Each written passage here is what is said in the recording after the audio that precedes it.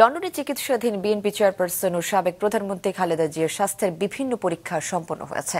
বৃহস্পতিবার the London ক্লিনিকে বিশেষজ্ঞ চিকিৎসকেরা তার স্বাস্থ্য পরীক্ষা করেছেন। ইতিমধ্যে তিনি পরীক্ষা নিরীক্ষা করা হয়েছে। খালেদা জিয়ার ব্যক্তিগত চিকিৎসক AZM জাহিদ হোসেন বৃহস্পতিবার সন্ধ্যায় ব্রিফিংয়ে সাংবাদিকদের এ তথ্য জানিয়েছেন। খালেদা জিয়া লিভার সিরোসিস, কিডনির সমস্যা, হৃদরোগ সহ বিভিন্ন জটিল রোগের উন্নত চিকিৎসার জন্য লন্ডন যান। বিমানবন্দর থেকে তাকে সরাসরি ক্লিনিকে ভর্তি করা হয়। খালেদা জিয়ার ঢাকা থেকে লন্ডন যেতে এয়ার অ্যাম্বুলেন্স দেয়ায় কাতারের আমির শেখ তামিম বিন হামাদকে এক্স বার্তায় গভীর কৃতজ্ঞতা জানিয়েছেন বিএনপি ভারপ্রাপ্ত চেয়ারম্যান তারেক রহমান।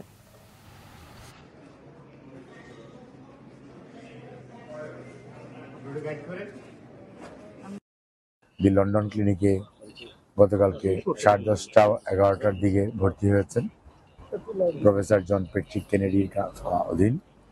উনি ওখানে ওনার অধীনে চিকিৎসাধীন আছেন, কিন্তু বাই দিস টাইম ওনাকে কার্ডিওলজিস্ট, আইসিইউ স্পেশালিস্ট সহ ইন্টারনাল মেডিসিন স্পেশালিস্ট এবং ফিজিওথেরাপি সহ অন্যান্য বিশেষজ্ঞ চিকিৎসকরা ওনার স্বাস্থ্য পরীক্ষা করেছেন এবং অ্যাকর্ডিংলি ওনার স্বাস্থ্য পরীক্ষার কিছু নিরীক্ষা করার জন্য অ্যাডভাইস করেছেন।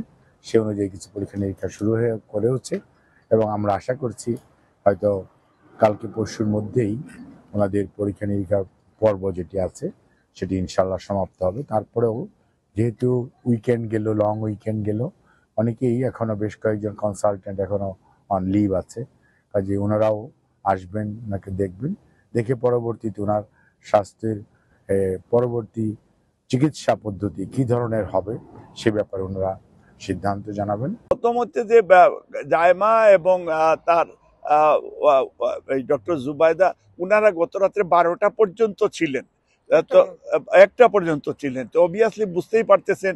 এবং তারা এবং ভারপ্রাপ্ত চেয়ারম্যানের সাথে সাথে উনি মানে গত ধরেন অনেক বছর পরে ওনার মুখে সবচেয়ে বেশি খুশি আমরা লক্ষ্য করছি গত 2 দিন ধরে, গত কালকের থেকে আজ পর্যন্ত।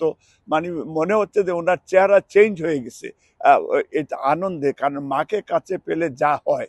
এবং আমাদের নেত্রীও এয়ারপোর্টে আমাদের লিডারকে দেখে চিল্লে বলছেন যে, মানে যখন উনি জড়িয়ে ধরেছেন, এই যে ভালোবাসা, মা অনেক বছর পরে মনে হলো যে একটা নিঃশ্বাস নিচ্ছেন।